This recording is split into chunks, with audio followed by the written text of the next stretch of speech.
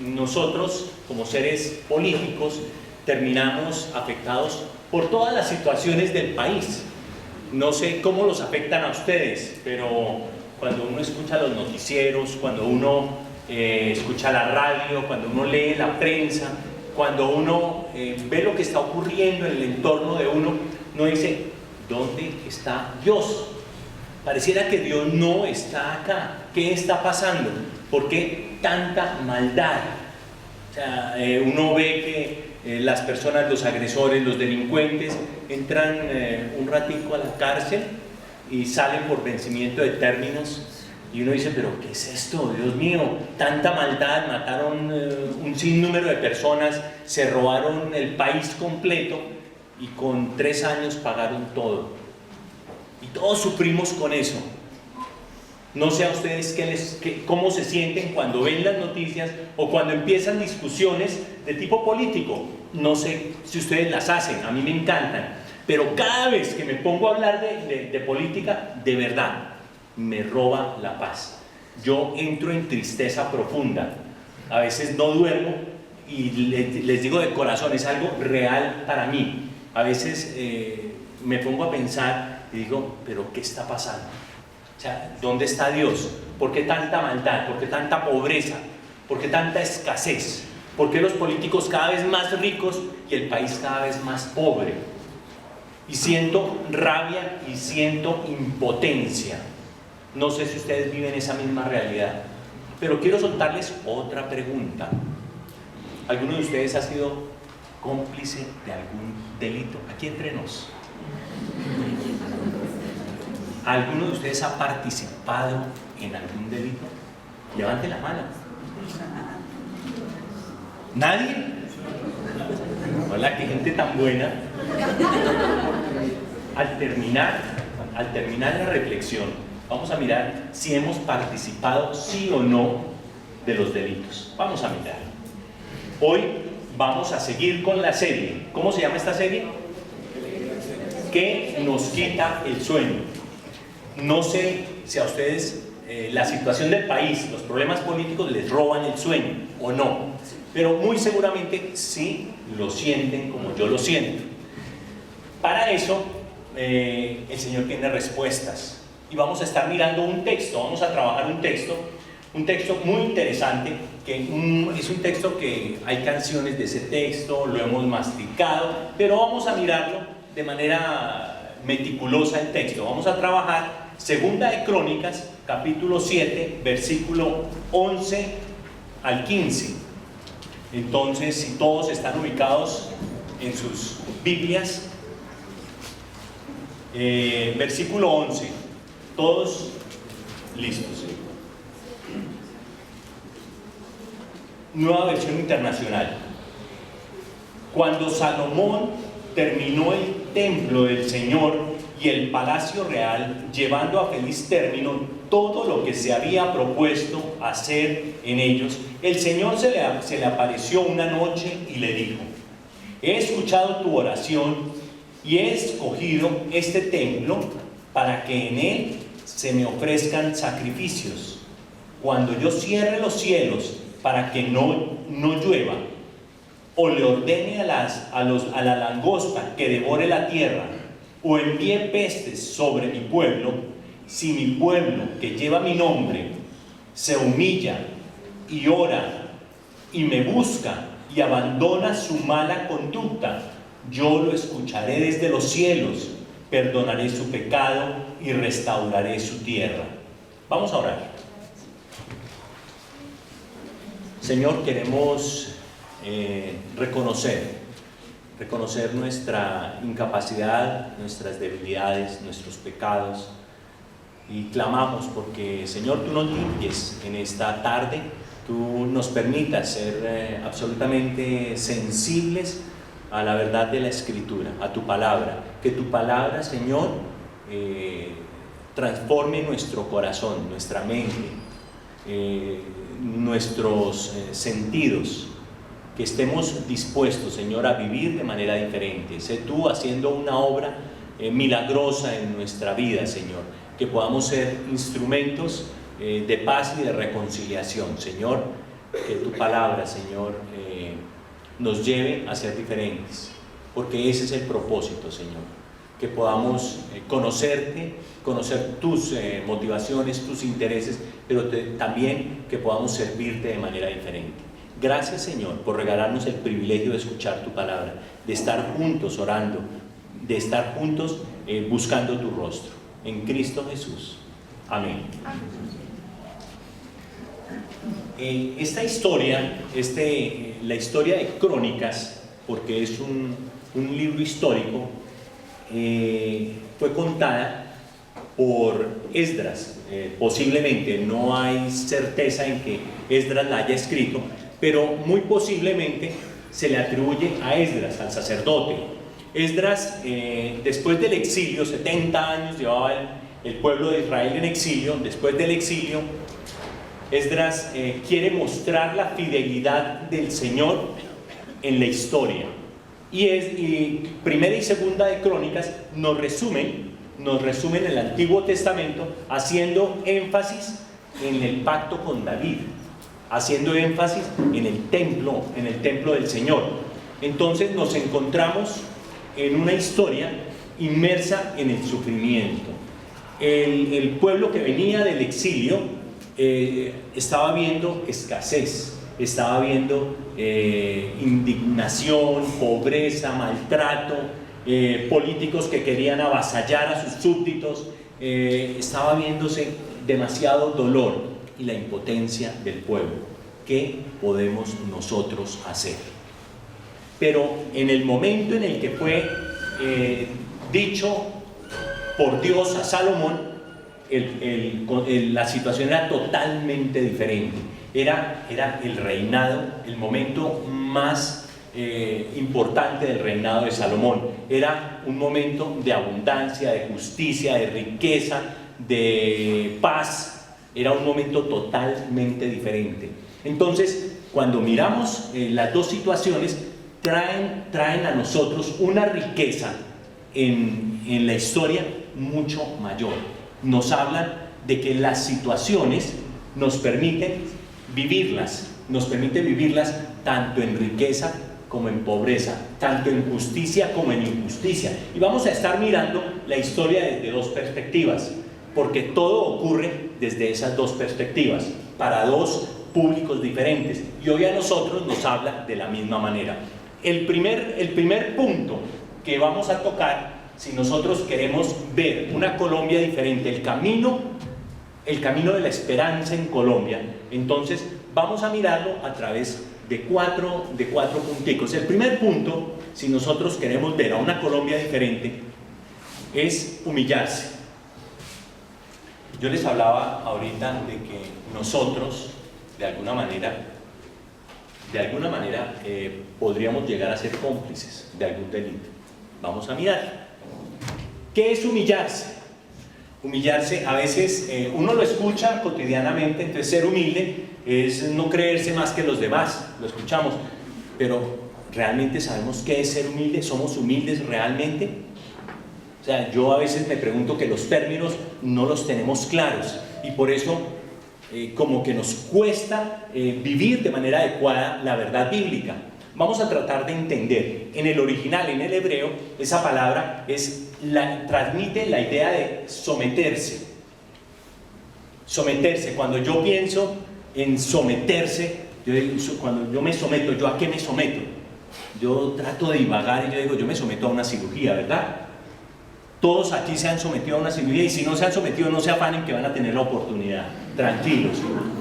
Someterse a una cirugía es llegar nosotros a quedar en manos de otro, en manos de un médico, y quedamos nosotros expuestos, nos entregamos y el médico hace con nosotros, de acuerdo a su conocimiento, a su sabiduría, a sus experiencias, hace lo que a bien tiene. O sea, nos hemos sometido a que otro tome nuestro cuerpo y lo repare. ¿Listos? Y cuando vamos a ir caminando en ese sometimiento, o sea, miren que no tenemos nosotros el control. O sea, nosotros llegamos a las manos del médico y quedamos totalmente expuestos. O sea, el médico puede hacer lo que quiera con nosotros. ¿Nunca se han imaginado eso? Que entramos y podemos no salir. O sea, Él puede hacer con nosotros lo que quiera. Y cuando pienso en un modelo bíblico de sometimiento, enseguida, el mejor modelo de sometimiento es el modelo de Cristo. Cristo es Dios. Y siendo Dios, Él se sometió a la voluntad del Padre. Se hizo hombre, se sometió. Perdió esa condición de Dios para hacerse hombre, se sometió. Y ese sometimiento a hacer la voluntad de Dios para llegar a servirnos y amarnos a nosotros. Someterse es perder la condición natural, la condición que tenía el Señor Jesucristo para amarnos a nosotros, hasta dar su vida por nosotros. Entonces, para nosotros, ¿qué viene a ser someternos? Ser humildes, humillarnos. ¿Qué quiere decir? Yo creo que todos nosotros tenemos de alguna manera algo que nos da jerarquía, nuestras credenciales, ¿sí? Ustedes a veces dicen, no, es que yo soy íntimo amigo del presidente, yo soy muy amigo, yo he desayunado con el presidente, yo he almorzado con el pastor de esta iglesia, yo soy, mis apellidos son Peñaranda, no sé. O sea, hay algo que son nuestras credenciales. Yo soy abogado especializado en penal, yo soy médico, yo soy ingeniero especialista en suelos. Hay credenciales que nos dan estatus.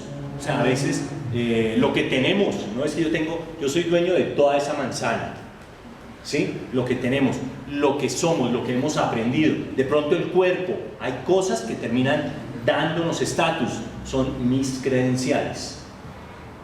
Entonces, miren que someterse a Dios, someternos a Dios voluntariamente, quiere decir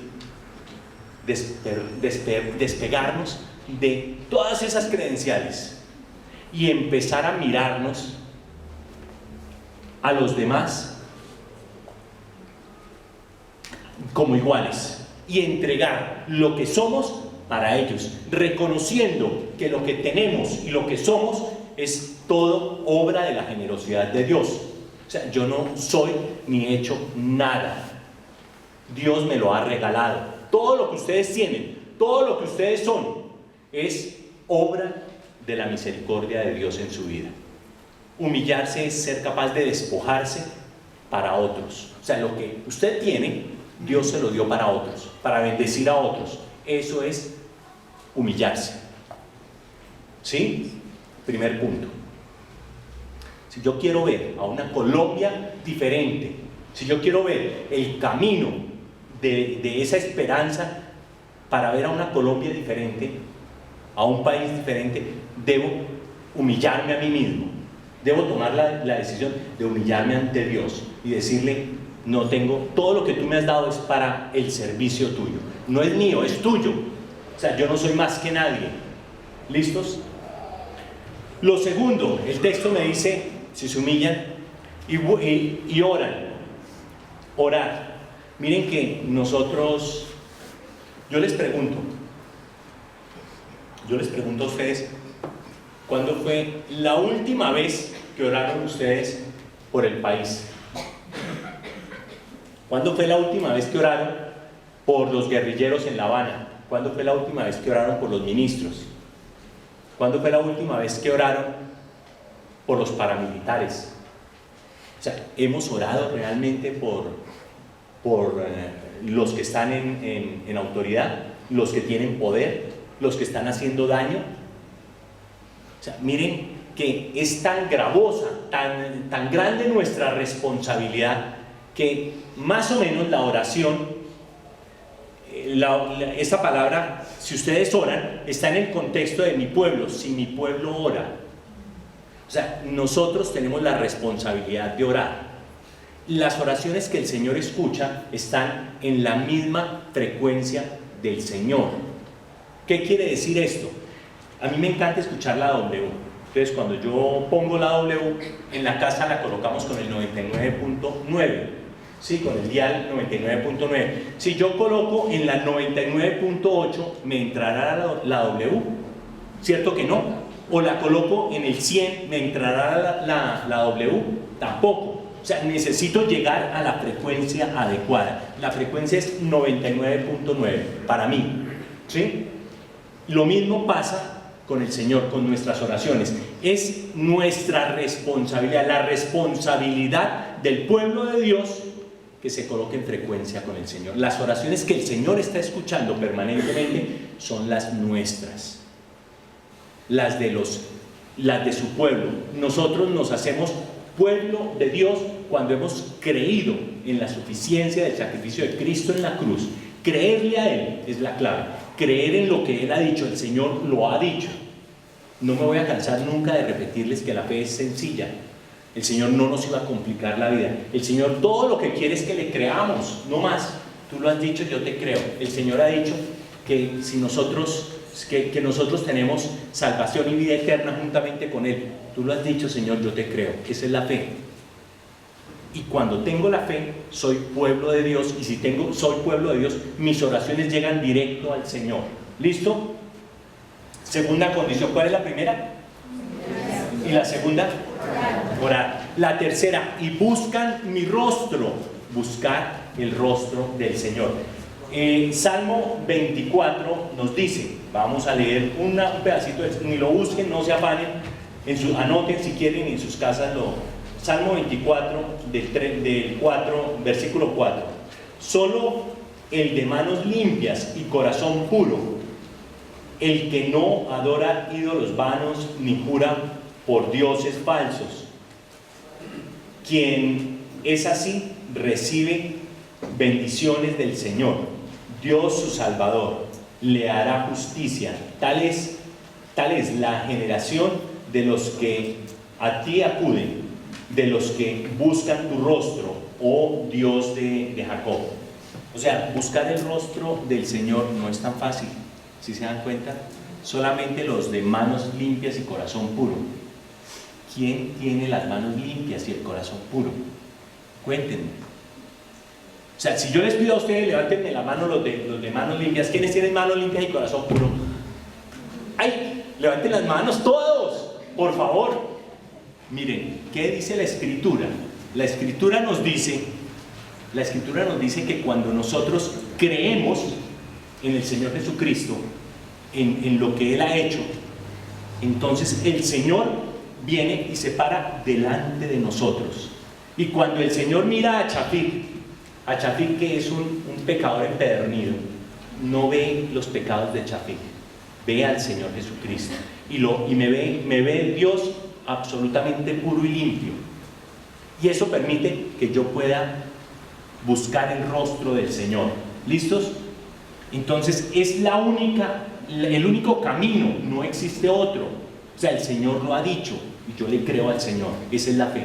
Yo creo que lo que Él ha dicho es verdad. Entonces el Señor Jesucristo viene y se para delante de Chafik, y Chafik se ve limpio, y el Señor puede ver mi rostro cara a cara, no porque yo tenga manos limpias y corazón puro, sino porque el Señor Jesucristo se ha parado y Él dice, esas cuentas yo las pagué por Chafik, ya Chafik está limpio. ¿Listos? 3 características llevamos. Yo quiero ver a una Colombia diferente: humillarse, orar y buscar el rostro del Señor. Una cuarta condición. Una cuarta condición es dejar los malos caminos, dejar el pecado. ¿Sí? Estamos siguiendo el texto de Segunda de Crónicas, capítulo 7, versículo 14. ¿Sí? Dejan sus malos caminos. O sea, miren que esa es otra de las características, de las condiciones. Miren, el Señor tiene una promesa, pero todas las promesas del Señor en general tienen una condición. Aquí tenemos, este es el condicional. Entonces, la cuarta condición es dejar los malos caminos. Miren que el Señor le habla al pueblo de Dios, y el pueblo de Dios El pueblo de Dios puede estar en riqueza o en pobreza, puede estar en época de justicia o de injusticia, pero el pueblo de Dios debe dejar los malos caminos. O sea, nosotros, como estamos en el mundo, estamos expuestos al pecado, o sea, nos bombardea el pecado, y en esta época, con mayor razón, los muchachos están expuestos al computador, a las redes sociales, están expuestos a muchísimas cosas que contaminan, que terminan llevándonos al pecado. Pero nosotros nos caracterizamos porque decidimos dejarlo. O sea, no debemos permitir que haga nido sobre nosotros esa paloma. La espantamos, el pecado lo espantamos, queremos vivir libres de pecado y permanentemente reconocemos nuestro pecado y le decimos: Señor, ayúdame a no volver a caer. Y de corazón se lo decimos. O sea, queremos vivir en santidad. Ese es el pueblo de Dios, esa es nuestra responsabilidad. Cuando el Señor nos ha dicho que nosotros podemos ser parte activa en el proceso de paz en el país, queremos ver a una Colombia próspera, yo estoy convencido de que todos queremos ver a una Colombia diferente. O sea, ese sentimiento que nos embarga de frustración, de fracaso, de dónde está Dios, de no dejarnos dormir, es un sentimiento que de pronto estamos confundiendo. ¿Qué puedo yo hacer? Me está diciendo el Señor: mire, lo que usted tiene que hacer, esa es su responsabilidad. El pueblo de Dios, nosotros que somos el pueblo de Dios, el nuevo Israel, nosotros somos responsables de humillarnos. ¿Qué más? De orar, buscar el rostro del Señor y apartarnos del pecado, apartarnos de nuestros malos caminos. Y entonces viene la promesa. Él dice: entonces, en ese momento, ¿qué va a hacer el Señor? La promesa dice: yo lo escucharé desde los cielos, perdonaré su pecado y restauraré su tierra. Yo creo que nosotros debemos ser conscientes de esa gran responsabilidad. Cuando les preguntaba al principio de si nosotros habíamos sido cómplices de algún delito, y todos me dijeron que no. Miren que nosotros hemos sido cómplices del delito por omisión. Hemos dejado, estoy convencido de que nos hemos olvidado de orar por nuestra nación. Yo creo que nosotros debemos levantarnos en nuestro devocional con un periódico en la mano, aclamarle al Señor por nuestros dirigentes, por los conflictos, por los procesos que se viven en este momento en el país. Es nuestra responsabilidad como el pueblo de Dios. O sea, nosotros somos responsables, nosotros somos parte activa en el proceso de paz. Y tenemos que asumir esa responsabilidad. ¿Cómo la asumimos? Ya sabemos cómo. Tenemos que humillarnos y disponernos a servir a los demás, realmente a entregar lo que somos, lo que tenemos, para que el mundo vea al Señor, lo vea de manera diferente. Vamos a leer un texto que me parece que es la parte conclusiva de lo que estamos leyendo, lo que estamos estudiando. El texto lo encontramos en Timoteo, en Primera de Timoteo capítulo 2, versículo 1 al 4. Así que, dice Pablo a Timoteo, así que recomiendo ante todo que se hagan plegarias, oraciones, súplicas y acciones de gracias por todos, especialmente por los gobernantes y todas las autoridades, para que tengan paz y tranquilidad y llevemos una vida piadosa y digna. Esto es bueno y agrada a Dios nuestro Salvador, pues Él quiere que todos sean salvos y lleguen a conocer la verdad. Miren qué es lo que quiere el Señor de nosotros.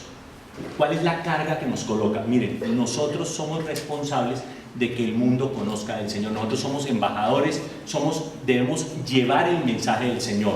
¿Cómo lo debemos hacer? Entonces ya sabemos cuáles son el condicional. Y el Señor va a sanar nuestra tierra. Es fácil, ¿verdad? Es muy fácil. O sea, la pregunta que nos cae, yo en el bosquejo he colocado 3 tareas para hacer. No son preguntas para reflexionar, sino tareas para hacer. ¿Quién tiene un bosquejo a la mano? Qué pena. ¿Quién me...? Perdón. Gracias. Las 3 tareas son sencillas. La primera tarea es ore de manera permanente por nuestro país. La segunda tarea es someta al Señor todas las áreas de su vida. La tercera tarea es testifique a otros lo que el Señor ha hecho en su vida. Miren que yo creo que nosotros tenemos, cada uno de nosotros, un auditorio, pequeño o grande. Yo veía anoche a Popeye, no sé quiénes lo vieron, a Popeye en una entrevista que le hacían ahí en un programa, y lo escuchaba hablar y yo decía, increíble, increíble la forma en que está pensando. O sea, la cárcel no lo restauró, la cárcel lo reafirmó.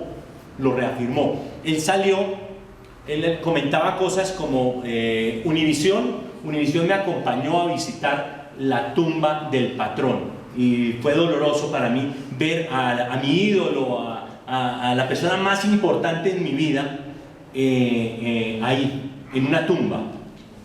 O sea, no dice, no lo restauró, o sea, él no ha entendido. Pero nosotros tenemos la responsabilidad de que el mundo entienda. O sea, nosotros no estamos llamados a juzgar. El Señor es juez. Él lo está haciendo de manera justa. No es nuestro problema. A veces nosotros sufrimos y lo convertimos en nuestra carga. Es que no se hace justicia. No es su problema, no es el mío. Es un problema de Dios y Dios les va a pedir cuentas a ellos.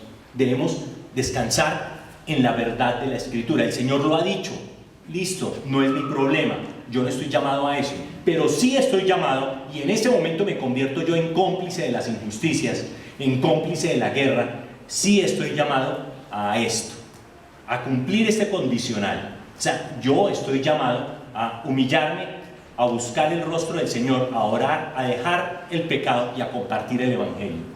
O sea, no vamos a ver una Colombia diferente si nosotros no nos comprometemos en esa dirección. Vamos a orar, y vamos a orar de manera diferente. Vamos a orar, yo creo que cada uno puede, ahí donde está, con la persona que tiene al lado, vamos a orar por nuestro país, vamos a orar por el proceso de paz, vamos a orar por los que no conocen del mensaje de salvación, vamos a orar por los que están en la calle, que viven en miseria. Vamos a orar por el campo, vamos a orar por las transnacionales, que a veces, por los laboratorios, que a veces cometen injusticias, pensando únicamente en el dinero y que avasallan a los débiles, y los políticos que se prestan para esos juegos. Vamos a orar por ellos, para que ellos lleguen al conocimiento de la verdad, que esa sí es nuestra responsabilidad. Hoy lo que tenemos son tareas para hacer, nosotros como el pueblo del Señor. Entonces